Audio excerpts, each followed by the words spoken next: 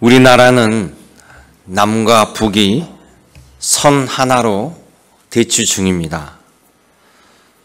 한 나라가 두 나라로 서로 선을 그어놓고 서로 넘지 말라고 하는 그런 휴전선으로 서로가 갇혀 살아갑니다.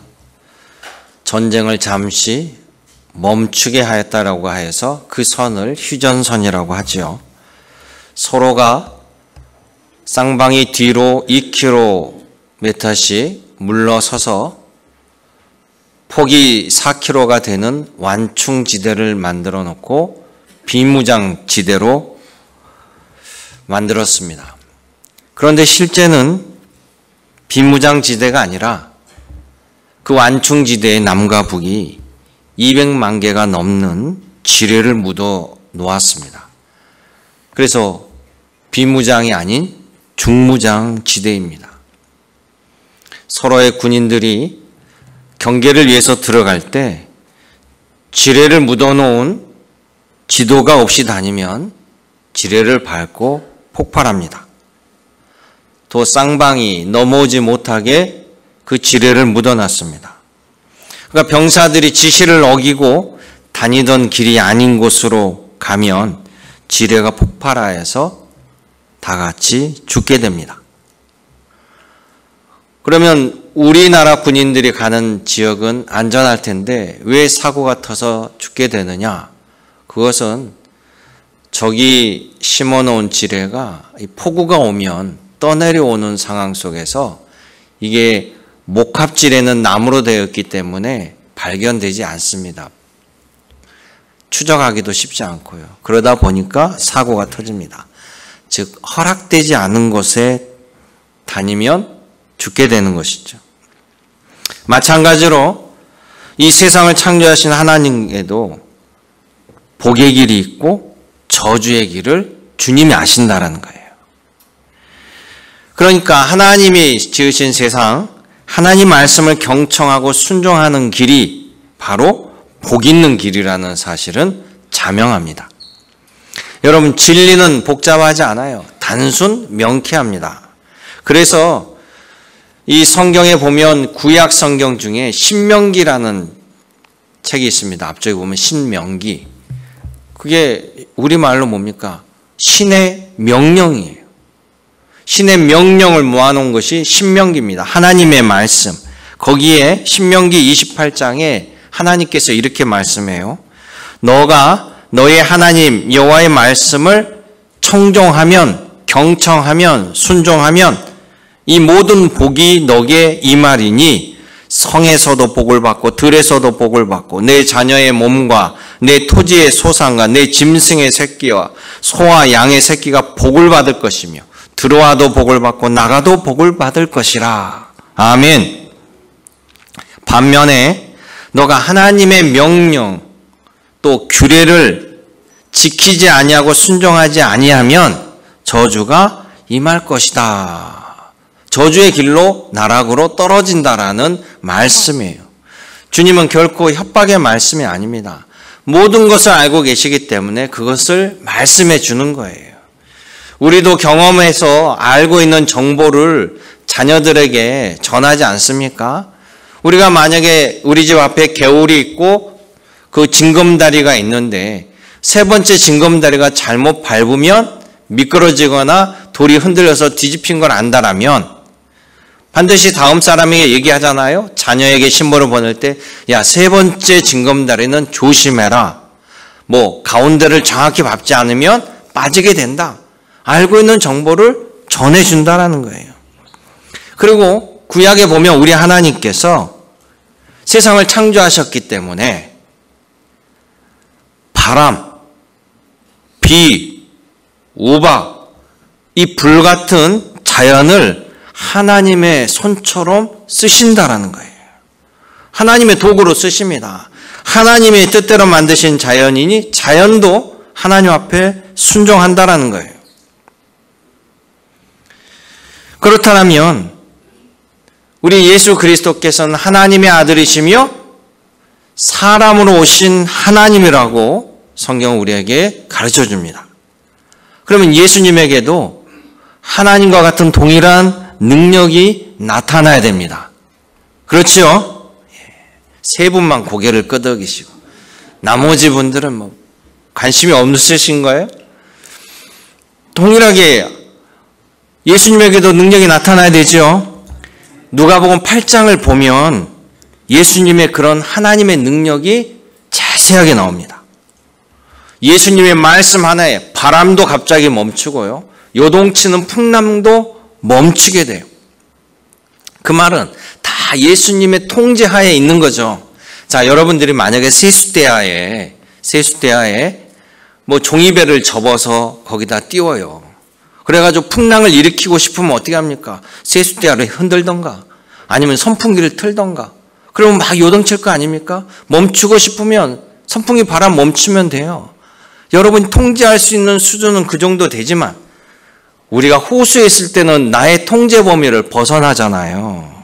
그러니까 예수님께서 보면 폭풍우도 잠잠하라면 갑자기 찍소리를 못하고 잠잠합니다.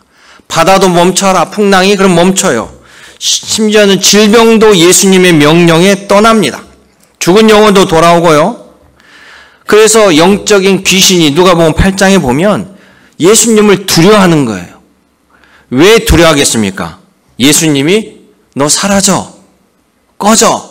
그 말 한마디면 그게 현실이 되기 때문에 귀신이 예수님에게 살려달라고 간청하는 거예요. 누가복음 8장에 나오는 말씀이에요. 여러분, 자연도, 영혼도, 질병도, 귀신도 예수님에게 순종하는데 하물며 하나님의 피조물이라 하는 우리는 어떻게 됩니까? 당연히 예수님의 말씀에 순종해야만 소망이 있다라는 사실이에요. 과연 우리가 뭐라고 하나님의 말씀, 예수님의 말씀을 거스려 살 수 있다는 말입니까? 그러니까 이 땅에서 심지어는 이 땅의 죽음 이후에도 하나님의 말씀, 예수님의 말씀이 결국 그 말씀 따라가 사는 삶이 잘 사는 삶이고 복 있는 삶입니다. 그래서 예수님의 말씀에 순종하는 길은 당연한 겁니다. 다른 선택의 여지가 없어요. 그래서 오늘 누가복음 8장 예수님의 말씀은 그 예수님의 말씀을 듣고 순종하는 자가 어떤 은혜와 복을 받는지를 우리에게 자세히 보여주고 있습니다. 여러분 모두 이 시간 누가복음 8장에 예수님이 보여주시고 가르치신 말씀에 경청하시고 순종함으로 주님이 주시는 복과 은혜를 누리는 우리 믿음의 권속이 되시기를 다시금 주님의 이름으로 축복합니다. 첫째 보면 예수님께서 8장 우리 지난주에 1절에서 3절 보았습니다. 4절부터는 예수님께서 밭을 비유하여서 우리에게 말씀을 가르쳐 주시는데요. 어떤 사람의 마음은 길가밭이고 어떤 사람의 마음은 바위와 같고 어떤 사람의 마음은 가시덤불 같은 마음은 아무리 말씀이 들어가도 씨앗이 뿌려져도 발아할 수가 없고 말라 비틀어져 버린다. 좋은 밭이란 씨앗을 받아들여서 씨앗이 영향을 공급받고 발아하여서 결국에는 열매를 맺는 밭이 좋은 밭이다 라고 이야기해요. 즉 예수님의 말씀을 어떻게 받아들이는 것이냐에 따라서 좋은 밭이 될 수 있고 완악한 길가밭이 된다라는 거예요. 여러분, 예수님은 결국은 주님의 말씀을 듣고 수용하고 따르라는 이 말씀을 이야기하신 겁니다.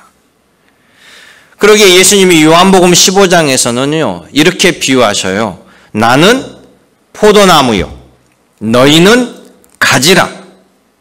그가 내 안에 내가 그 안에 거하면 사람이 열매를 많이 맺나니 나를 떠나서는 아무것도 할 수 없음이라. 아멘. 우리가 너무나 지극히 잘 아는 상식적인 이야기죠. 나무 가지가 포도나무 가지가 포도나무의 줄기에 붙어있지 아니하면 몸통에 붙어있지 아니하면 영양 공급을 받을 수가 없고 말라 비틀어지잖아요. 열매를 맺을 수가 없죠. 그것처럼 예수님에게 붙어 있으면 열매를 맺는다라는 거예요. 붙어 있다는 말은 뭡니까? 예수님의 말씀을 수용한다는 거죠. 예수님의 말씀을 공감하고 믿고 동조하기에 붙어 있는 것이고, 예수님의 가르침을 믿지 못해요. 그리고 예수님의 말씀을 거부해요. 그러면 떠나는 겁니다. 다른 것을 찾아 나서는 것이죠. 그런 사람은 예수님의 비유처럼 요한복음 15장 6절에 사람이 내 안에 거하지 아니하면, 나에게 붙어있지 아니하면 반드시 예외 없이 가차없이 밖에 버려져 마르나니 사람들이 그것을 모아 불에 던져 사르느니라. 아멘. 여러분, 베드로가 예수님을 만나는 장면을 보면요, 베드로는 어부입니다. 그리고 갈릴리 호수는 워낙 커서 그들에게 있어서는 바다라고도 부를 정도예요. 그 갈릴리 호수는 자신들의 삶의 터전입니다. 그곳에서 고기를 잡는 전문 어부가 밤새 고기를 잡고 하는데 허탕을 치고 돌아왔습니다. 허탕을 치고 돌아와서 그냥 그물을 씻고 있는 거예요. 오늘은 포기하고. 그런데 예수님이 그에게 오셨습니다. 그리고 예수님이 베드로에게 얘기합니다. 다시 가서 깊은 곳에 그물을 던지면 너가 가득 잡을 것이다. 이렇게 이야기하셔요. 그때 시몬 베드로가 놀라운 얘기를 합니다. 뭐라고 얘기하냐면 5장 5절에 우리가 예전에 본 말씀입니다. 선생님, 우리가 밤이 새도록 수고하였을 때 잡은 것이 없는데 제가 예수님의 말씀에 의지하여서 내가 다시 가서 그물을 던지리이다. 이렇게 말을 하는 거예요.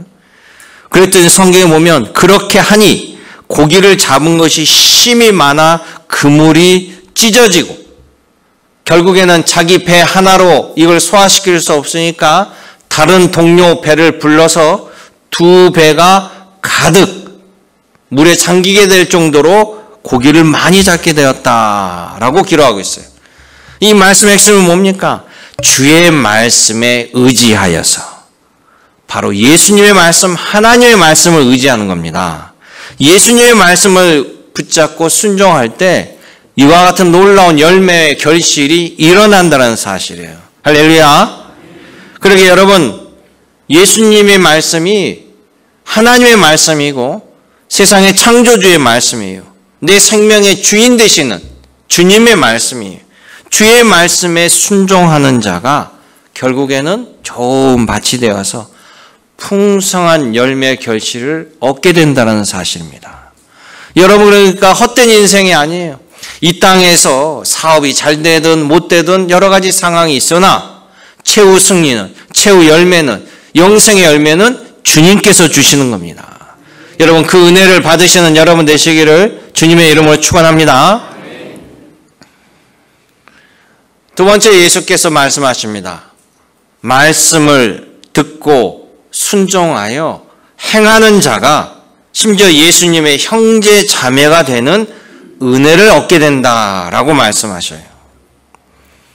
예수님께서 제자들을 데리고 이 좋은 밭에 대해서 열심히 비유로 가르치고 계시는데, 예수님의 어머니 마리아와 동생 야고보와 다른 동생들이 예수님을 찾아왔어요. 그러니까 사람들이 수근수근 대다가 예수님의 어머니와 동생들이 찾아왔습니다 라고 예수님에게 여쭸어요.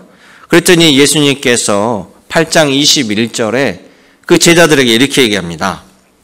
예수께서 대답하여 이르시되 내 어머니와 내 동생들은 곧 하나님의 말씀을 듣고 행하는 사람들이라. 할렐루야. 놀라운 말씀이에요. 예수님의 말씀은 혈통, 인종을 뛰어넘어서 단지 핏줄의 어머니만 내 어머니고 내 형제가 아니라 예수 그리스도가 전하는 천국 복음은 하나님 말씀을 듣고 행하는 모든 사람들이 핏줄과 인종에 상관없이 하나님의 자녀가 된다는 소리고 예수 그리스도의 형제가 된다라는, 하나님의 백성이라는 사실이에요. 그러기에 주님의 말씀을 믿고 따르는 여러분들이 바로 왕족이고 귀족이고 하나님의 백성, 선민이라는 사실을 기억하시길 원합니다. 그래서 신약에 보면 너희는 왕 같은 제사장이라, 이렇게 이야기하는 거예요. 누가복음 11장 27절, 28절에 이런 이야기가 나옵니다. 자료화면 본문 띄워주세요. 한 여인이 예수님을 영접하고 예수님의 어머니가 너무 부러운 거야. 자기도 아이를 가져본 여인이고, 그런데 예수님을 잉태했다라는 마리아를 보면서 너무나 부러운지 저렇게 얘기합니다.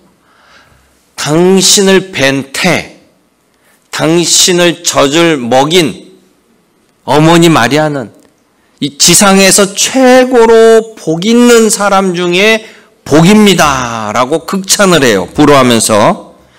그랬더니 예수님께서 11장 28절에 뭐라고 합니까? 같이 읽어보죠.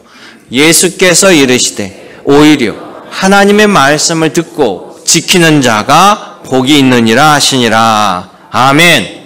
오늘 똑같은 말씀이죠. 바로 여러분들이 주님의 말씀을 듣고 지키고 행하는 여러분들이 마리아의 축복을, 동일한 축복을 받은 하나님의 자녀라는 사실입니다. 우리는 마음속으로 생각할 때 마리아는 우리와 질적으로 다르다라고 생각합니다. 카톨릭에서는 마리아를 성녀라고도 올리잖아요. 예수 그리스도를 잉태한 성인의 반열이지만 예수님 뭐라고 그랬어요? 주의 말씀을 듣고 행하는 자가 바로 주의 형제 자매, 하나님의 자녀라는 사실이. 그러니까 여러분들은 바로 하나님의 자녀, 성녀 마리아와 똑같은 반열이라는 사실을 기억하시길 원합니다. 그게 바로 여러분의 자랑이요 프라이드라고 믿습니다. 여러분 출애굽할 때 이스라엘 백성들이 노예에서 출애굽할 때요, 이스라엘 백성들만 출애굽한 건 아니에요. 이스라엘 백성들만 이집트의 노예로 산 것도 아니라는 거예요. 이집트가 강대국일 때 여러 민족을 잡아다가 전쟁을 많이 벌리면서 포로로 끌고 와서 노예로 삼았죠. 그랬는데 이스라엘 백성들은 전쟁으로 끌려온 것이 아니라 요셉 때문에 이사가 와서 자녀가 늘어나면서 결국 노예로 전락하게 됐습니다. 그때 출애굽기 18장 48절에 보면 하나님께서 이런 말씀을 해요. 이스라엘이 출애굽에서 이스라엘 백성들이 탈출할 때 하나님을 믿고 하나님의 말씀대로 순종하겠습니다라고 결단하는 이방 노예들도 하나님께서 이스라엘 백성과 똑같이 받아주시겠다라고 말씀하셔요.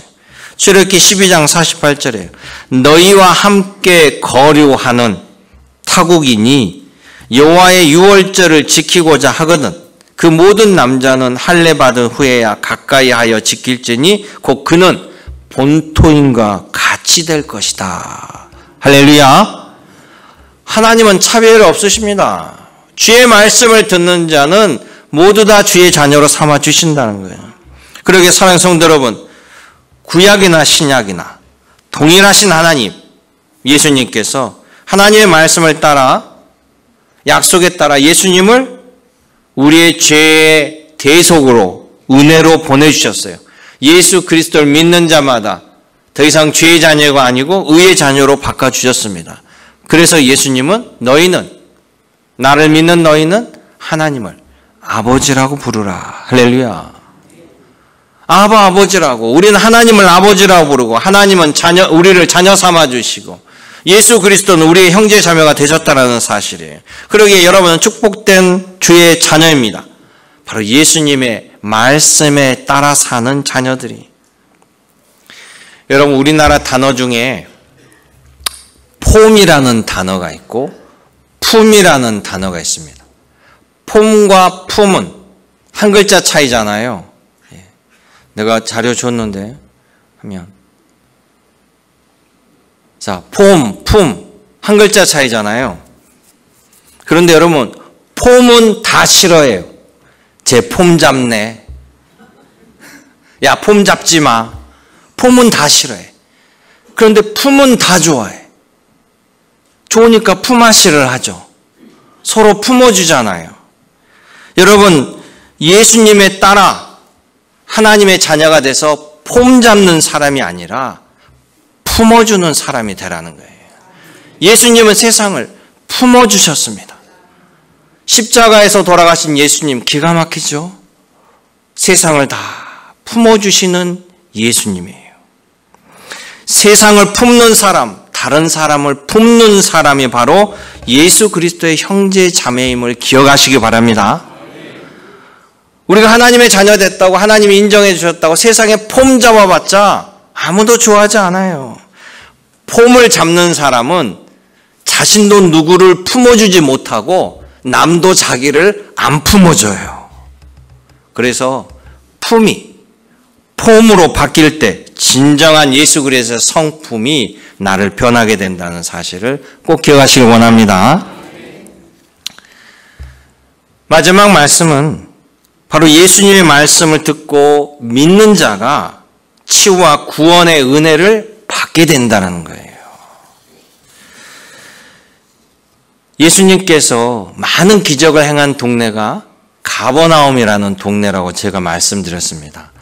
가버나움은 갈릴리 호수의 해변가의 동네예요. 그래서 그곳에서 이 베드로, 야고보, 요한이 고기를 잡는 삶의 터전이었고 예수님도 나사렛에서 가버나움으로 집을 거처를 옮기고 사셨어요. 그래서 가버나움에서 보면 수많은 일들이 벌어집니다. 거기서 제자도 부르시죠. 또 가버나움은 이 다메섹으로 가는 길목 좋은 교통의 요치라 거기에 큰 세관도 있었어요. 그 세관에 있던 세관원 마태가 바로 예수님의 제자로 부름받았고요. 또 예수님께서는 가버나움 회당에 가셔서 말씀을 가르치고 전하면서 그 회당에 있는 귀신을 쫓아내시고 또 해당장의 딸을 고쳐주시고 베드로의 열병을 정말 수많은 기적을 베푼 곳이 가버나움이에요. 오늘 말씀을 보면 그 가버나움 동네에 회당의 회당장이 12살 되는 딸이 있었는데 이 딸이 죽게 되었어요. 근데 유대교에서 회당장은 그 지역에서 이스라엘 백성은 다 유대교잖아요. 그러니까 그 지역의 회당장은 얼마나 큰 어른이고 수장입니까? 그런데 알다시피 유대교는 지금 바리새인 사두개인들은 예수님과 적대 관계란 말이죠. 그런데 이 회당장의 딸이 오늘 누가복음에 보면 죽어가는 사건이 벌어집니다. 그때 회당장이 예수님을 찾아와서 자기 딸을 살려달라고 간청하는데 결국 이 딸이 죽어요. 똑같은 이야기가 마태복음 9장 46절에 나오는데 마태복음 9장 46절은 좀 더 자세하게 기록되어 있어요. 거기 보면 뭐라고 되어 있냐면 회당장이 야이로라는 사람이 예수님에게 찾아오는데요.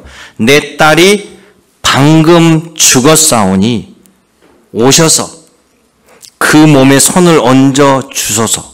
그러면 살겠나이다. 얼마나 놀라운 말입니까? 죽기 전에야 희망이 있지 죽으면 희망이 없는 거잖아요. 나사로가 죽었을 때 마르다가 예수님에게 진작에 오셨어야죠. 죽어버렸어요. 이미 무덤에 다 장사 치렀어요라고 하잖아요. 그런데 회당장은 뭐랄까 내 딸이 방금 죽었대요. 그런데 오셔달라는 거예요. 오셔서 내 딸에게 손을 얹어 주시면 얘가 살아나겠습니다. 할렐루야. 아니 어쩌면 이렇게 대단한 믿음을 보일까요? 아마 이 해당장은 예수님의 여러 가지 사건을 보고 계속 놀라했을 거예요. 놀라했으나 자기가 또 유대교의 수장이요 쉽게 예수님을 믿습니다 하기는 어려웠을 거예요. 그런데 자기 딸이 죽게 되었어요. 그랬으니 자기 동네에 일어난 사건을 통해서 이 사람은 자기 딸을 살릴 분은 예수님밖에 없다는 확신과 믿음을 가지고 달려간 겁니다. 그래서 예수님에게 간청을 했을 때 그 믿음 때문에 예수님이 딸을 살려주세요. 한번 누가복음 8장 52절 오늘 본문 52절 52, 53, 54절 같이 읽어보죠. 모든 사람이 아이를 위하여 울며 통곡하며 예수께서 이르시되 울지 말라 죽은 것이 아니라 잔다 하시니 그들이 그 죽은 것을 아는 거로 비웃더라. 예수께서 아이의 손을 잡고 불러 이르되 아이야 일어나라 하시니 그 영이 돌아와 아이가 곧 일어나거나 예수께서 먹을 것을 주라 명하시니. 아멘. 놀라운 것은 모두가 다 죽은 것을 인정하는 사실이에요. 죽었는데 잔다고 하니까 비웃잖아요, 사람들이. 근데 놀라운 건 뭡니까? 예수님이 명령하시니까 그 아이의 영혼이 돌아왔다. 성경에 분명히 그래요. 56절에 예수님 명령하자마자 아이야 일어나라 명령하니까 자연도 바람도 풍랑도 다 예수님 말씀에 순종한다고 그랬죠. 아까 배 타고 갈 때 예수님이 피곤해서 잠드셨는데 배가 요동을 칩니다. 저도 제주를 가보는 때요. 처음에는 시간이 빨리 걸린다고 하니까 1시간 50분짜리 쾌속선을 타고 갔습니다. 죽는 줄 알았어요. 추자도 근처를 지나가는데 한 번은 풍랑이 심해가지고 한 10m를 널뛰게 하는 것 같아요. 파도, 이 물이 5m 떨어지면 다시 5m 상승하면 총 10m잖아요. 전부 다 누워있고 저도 뭐 거의 혼비백산했습니다. 그 뒤로는 절대 그걸 안 타고 3시간 반 걸린 걸 차라리 타고 합니다. 처음에는 그랬어요. 뭐하러 1시간 50분짜리 배를 놔두고 뭐하러 사람들이 4시간짜리 3시간짜리 타고 다니지? 저만 똑똑한 줄 안 거죠. 한번 타본 다음부터 그래서 사람들이 긴 시간이어도 저걸 타는구나. 편안하게 가잖아요. 차라리 3시간 반 그냥 한숨 자고 딱 일어나면 되는데 이거는 쾌속선은 의자에 전부 앉아가잖아요. 눕지도 못하고. 우리끼리만 하는 얘기예요. 관광객들이 또 안 타면 안 되니까. 그러니까 편하게 다리도 못 펴고 이렇게 앉아있는데 요동치면 어쩔 수가 없더라고요. 그래서 제가 보니까 저기 유아실이라고 다리 펼 수가 있는데 거기 또 가서 멀쩡한 남자 어른이 다리 펴고 누울 수가 있어야죠. 그런 것처럼 근데 이 풍랑이 이니까 이 제자들은 어부잖아요. 대다수가 어부예요. 어부가 놀랄 정도면 어마어마한 풍랑 아닙니까? 그래서 예수님에게 살려달라고 간청하니까 예수님이 바로 한 큐에 바람아 멈춰라. 파도야 잠잠해라. 그 말에 멈추니까 성경에 뭐라고 되어 있어요? 도대체 저분이 누구간데 바람도 물도 순종하는고. 할렐루야. 마찬가지예요. 이 영혼이 돌아옵니다. 놀라운 사실이죠. 여러분, 아버지의 그 믿음이 딸을 살아나게 한 거예요. 믿음으로 하는 행동은요, 믿음이 없는 사람이 볼 때는 무모한 짓으로 보입니다. 그럴 거 아니에요. 이 아이가 죽었는데 예수님에게 살려달라고 달려가면 사람들이 저런 무모한 짓거리를 왜 해 그러지? 잘했다고 등 떠미는 사람이 누가 있어요? 아무나 못합니다. 그래서 믿음이 중요해요. 그래서 믿음이 중요한 거예요. 믿음이 있어야만 한다니까요. 기도의 응답도 기도한 사람만이, 믿음 가지고 기도한 사람만이 응답인 줄 알고 깨닫는다는 사실이에요.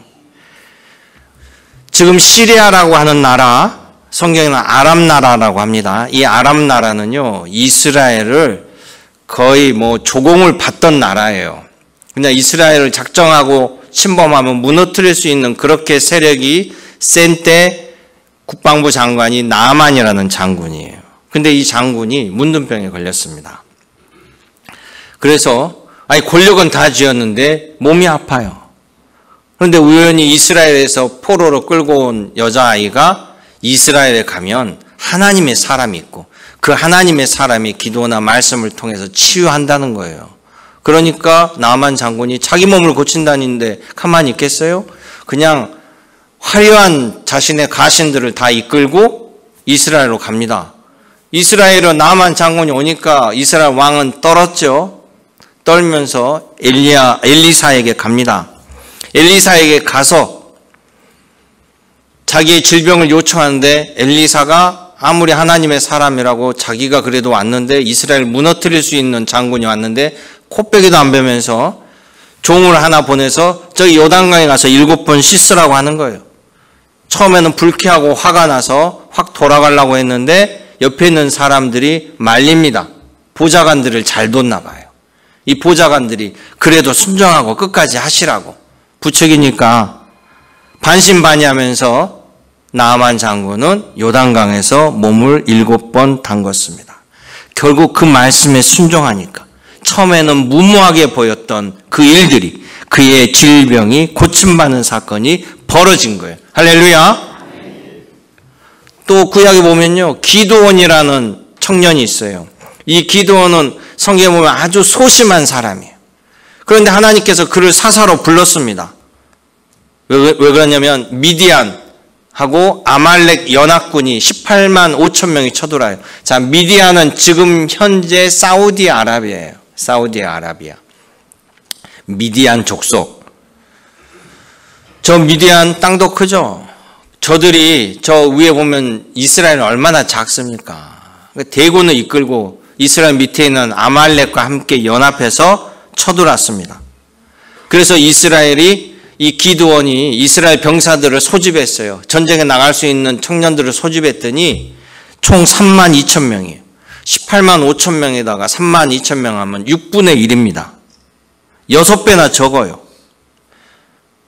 6배나 적은데 옛날 전쟁은 알다시피 머릿수 전쟁이에요. 숫자 많은 쪽이 이깁니다. 그런데 하나님께서 3만 2천 명 다 전쟁하라고 하지도 않아요. 거기서 골라내래요. 싸울 수 있는 자격이 되는 사람을 골라내라고 합니다. 그래서 기드온이 하나님 말씀대로 골라내니까 처음에 2만 2천 명이 제외돼요. 10,000명으로 줄어듭니다. 그 10,000명에서 또 추리다 보니까 나중에 300명만 달랑 남아요. 이 300명을 데리고 나가서 18만 5천 명을 대항하려는 거예요. 300명은 도저히 이길 수 없는 싸움입니다. 이건 우리 이성으로 보면 미친 짓이죠. 만약 기드온이 믿음이 없었으면 그 300명으로 나갔다 무모함의 끝판입니다. 누가 봐도 미디안 연합군이 이기는 싸움인데 결과는 기드온과 300명이 이겨버립니다. 할렐루야. 하나님이 내가 너와 함께하리라 가서 싸워라라고 명령했잖아요. 그게 믿음의 결과예요. 믿음이 없는 사람들을 보면 무모한 짓이에요. 그런데 이건 하나님이 하신 결과라는 사실이죠. 하나님을 믿고 따른 결과입니다. 믿으시기 바라요. 여러분도 수많은 역경 가운데 질병 가운데 주님께 기도해서 치유받은 놀라운 역사가 있잖아요. 주변에서 그게 되니 말이 되니 말이 안 되지만 하나님의 역사로 고침받았잖아요. 잠언서 8장에 하나님을 이렇게 표현합니다. 제가 읽어드릴게요. 내게는 계략과 참 지식이 있으며 나는 명철이라. 내게 능력이 있으므로 나를 사랑하는 자들이 나의 사랑을 입으며 내 명령을 지키는 자가 복이 있느니라. 아멘. 할렐루야. 하나님께 모든 지혜가 있고 모든 능력이 주께 있어요. 주를 사랑하는 자가, 포도나무에 붙어있는 자가 사랑을 입으며 내 명령을 지키는 자가 복이 있느니라.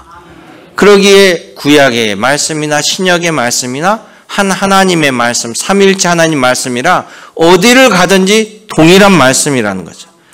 그러기에 사랑하는 성도 여러분, 예수님도 여러분을 사랑하시고 여러분을 건지시고 여러분을 복주시기를 원하는 분이에요.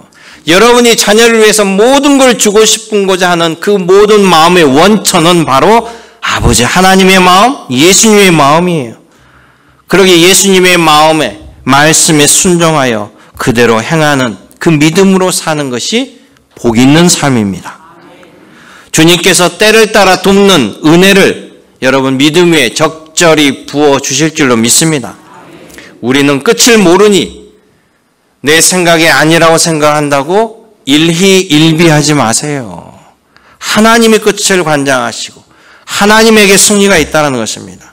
오늘도 여러분 주 예수 그리스도를 믿음이 온 세상을 이긴다라는 것을 기억하시고 주님이 주신 그 은혜와 분복대로 살아가시기를 주님의 이름으로 축복합니다. 아멘.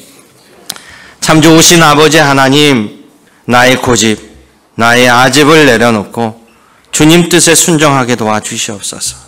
모든 결과는 주께 있사오나오니 우리가 결과를 예단하지 아니하고 또 지금 있는 일에 슬퍼하고 노하지 아니하고 하나님의 하실 일을 바라보는 저희들의 믿음이 될 수 있도록 인도하여 주옵소서. 예수님의 이름으로 기도드리옵나이다. 아멘.